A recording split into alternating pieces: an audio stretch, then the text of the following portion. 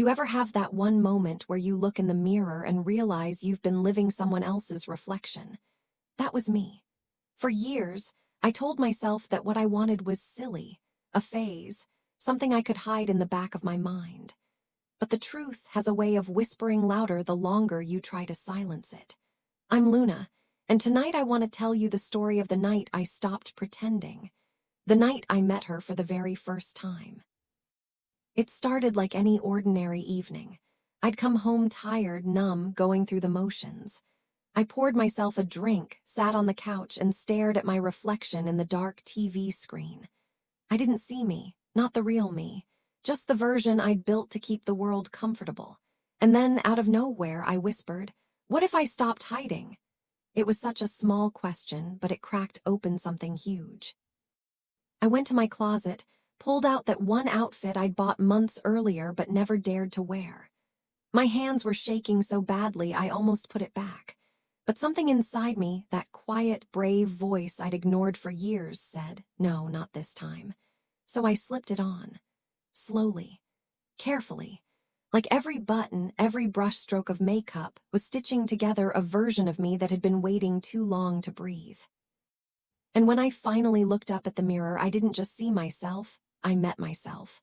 Luna, the woman behind the fear, the one who'd always been there, watching from behind the mask. I cried, not because I was sad, but because for the first time in my life I wasn't performing. I was existing, fully, quietly, beautifully real. That moment changed everything, because once you see yourself, truly see yourself, there's no going back. You start walking differently, speaking differently, being differently. The world still might not understand, but that's okay. You don't need the world's permission to become whole. You just need your own. When the sun came up the next morning, I was still wearing the remnants of who I'd become the night before. My lipstick had faded, my wig sat slightly crooked, and yet I'd never felt more right in my skin. But then came the silence. That kind of heavy, echoing quiet that fills a room when reality starts to knock. The questions hit fast and hard. Was that real? Was I crazy? What happens now? I remember sitting on the edge of my bed, staring at my reflection again, same mirror, same room, but everything felt different. Last night I had been brave. This morning I was terrified, because now it wasn't just an idea or a fantasy. It was me, and once you see the truth, you can't unsee it. The day dragged on like a storm cloud I couldn't escape. Every sound outside, every car door, every phone vibration made me jump. I was afraid someone would find out, that someone would see me. Isn't that funny? We spend our whole lives wanting to be seen, and the moment we are, we panic. But that night when I came home again, I couldn't resist. I went back to the mirror, the same spot, the same soft light. I reached for the lipstick, not because I wanted to hide behind it, but because it reminded me of her, of me. The calm that came over me was undeniable. It wasn't about dressing up. It was about letting out. I realized something that night. Cross-dressing isn't a mask. It's the opposite. It's peeling away everything that never belonged. It's standing there unashamed, unfiltered, saying, "This is also me." I started small after that. Subtle moments. Painted nails that I'd hide in my pockets when I went out. A soft shirt that felt like a secret under my jacket. Tiny steps toward freedom. And with every little choice, Luna grew stronger. But the world doesn't always clap for your courage. Some people stare. Some people whisper. Some don't know how to understand what they've never felt. And that's okay. Because this journey, it isn't about convincing them, it's about healing you. So if you've ever looked at yourself and wondered if the world would still love you if they saw who you really are, start by loving yourself first. Because when you do, the world slowly follows. I didn't wake up fearless. I still have days when doubt creeps in. But every time I choose to be Luna, I remind myself, this isn't just dressing up. This is coming home. Stay with me, because in the next part, I'll tell you about the first time I stepped outside as Luna, when fear met freedom, and the world didn't end. In fact, it finally began. It took me 3 weeks to gather the courage to leave the house.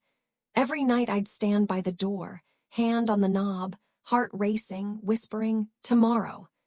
And every tomorrow, fear would win. I'd tell myself the same old lies: "You're not ready," they'll stare, "it's safer inside." But freedom doesn't live in safety, it lives in the unknown. That Saturday morning, I woke up with the same nervous energy buzzing through me. The sun was bright, the kind that doesn't let you hide in shadows. I remember sitting at my vanity, brushing through my wig, each stroke a quiet promise. My hands still trembled, but this time I didn't stop them. Fear means you're doing something that matters. I chose a soft blue dress, simple flats, and a jacket I could pull tight if I needed to disappear. When I looked in the mirror, I whispered, "You deserve sunlight too." Those 4 words became my armor. The first step outside felt electric, like every cell in my body woke up at once. The air touched my skin differently. I could feel people's eyes, real or imagined, and for a moment I wanted to run back inside. But then, across the street, a stranger smiled. Not a big, exaggerated smile, just a warm, human one. It was enough. My heartbeat slowed and I kept walking. Every sound was sharper: the click of my shoes, the hum of the city, the rhythm of my breathing. I caught my reflection in a shop window and froze. Not to check if I was passing, not to judge, but to see. There she was, Luna. Not hidden in a mirror this time, not whispering in secret, walking in daylight. I went to a small cafe, the one with the friendly barista who always spelled my name wrong. When she asked, "Name for the order," I hesitated for a heartbeat and said it. "Luna." She wrote it down without flinching. And when she handed me that cup, my name scrawled in marker across the side, it felt like a crown. I sat by the window, sipping my coffee, watching life move around me. People laughed, buses passed, no one screamed, no one pointed. The world didn't end. It simply kept spinning, and for the first time I was spinning with it. Walking home that day, the wind lifted my hair and I smiled without realizing it. I had done it. I had stepped out and the sky hadn't fallen. In fact, it opened wider. That's the thing about courage. It doesn't erase fear. It teaches you to dance with it. If you're watching this, still standing by your door, whispering, "Tomorrow," let me be the proof you need. The world might not be perfect, but there's a place in it for you. The first step is the hardest, but it's also the most beautiful. Stay with me, because next time, I'll tell you what happened when someone from my past saw me as Luna, and how that moment taught me what real acceptance truly looks like. I always wondered what would happen if someone from my old life saw me like this. Not behind closed doors, not filtered through courage and camera angles, but right there, out in the open. That test came sooner than I expected. A week after my first walk outside, I decided to do it again. I'd started craving the air, the sound of my heels, the quiet rhythm of belonging. I picked the same cafe, safe territory, familiar faces. I was halfway through my coffee when I heard a voice behind me, a voice I knew by heart. "Luna." I turned and there stood Mark, my best friend from college, the guy who once helped me move into my first apartment, who had seen every version of me except this one. For a second, time froze. My brain screamed hide, but my body didn't move. I just looked at him. He blinked, searching my face. Then he smiled, small and uncertain. "Hey, I wasn't sure it was you." My heart pounded so loud it drowned out the cafe noise. I managed to whisper, "Yeah, it's me."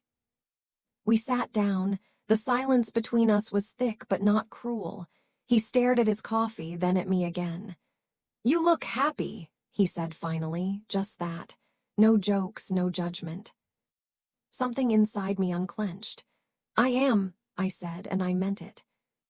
He asked questions, gentle ones. How long I'd known, whether it was new or something I'd always carried. I told him the truth, that Luna had always been there, waiting for space to breathe. He listened, really listened, the way good friends do when words are fragile. When he left, he hugged me, a simple, human hug that said everything words couldn't. And in that moment, I realized something important. Acceptance isn't always loud. Sometimes it's quiet. Sometimes it's just someone staying instead of walking away. Walking home that evening, the city lights felt different, softer, kinder, because now Luna wasn't just something I kept secret. She was someone my world had begun to see and not reject. That night, as I wiped off my makeup, I didn't feel like I was erasing her. I felt like I was honoring her.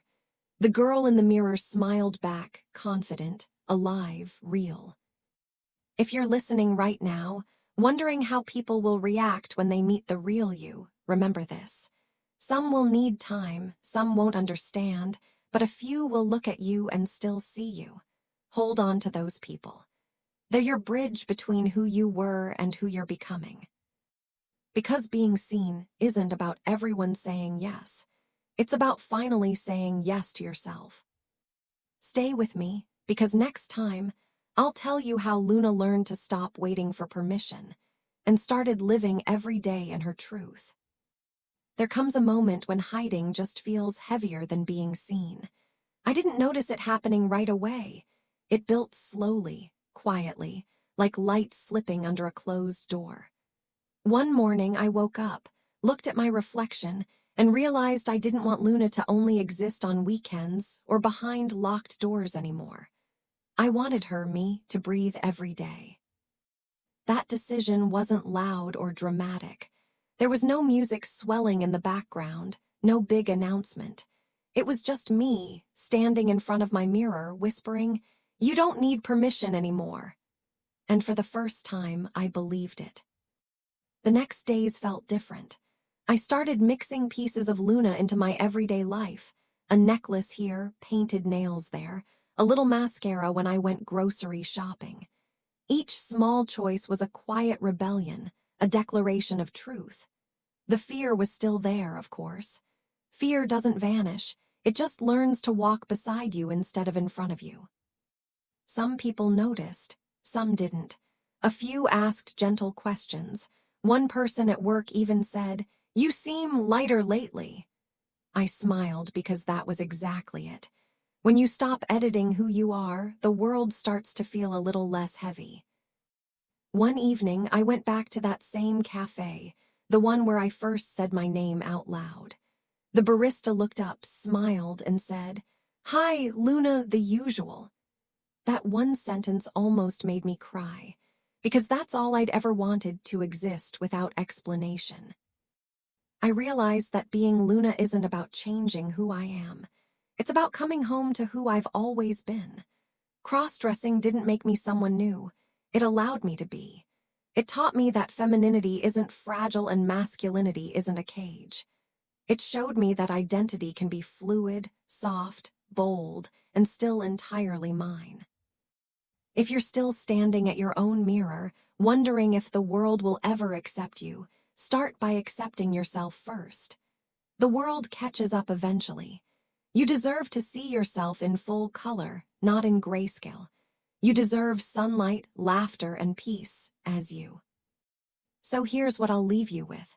Stop waiting for the right time, the right place, or the right words. There's no perfect moment to be yourself. There's only now. I'm Luna.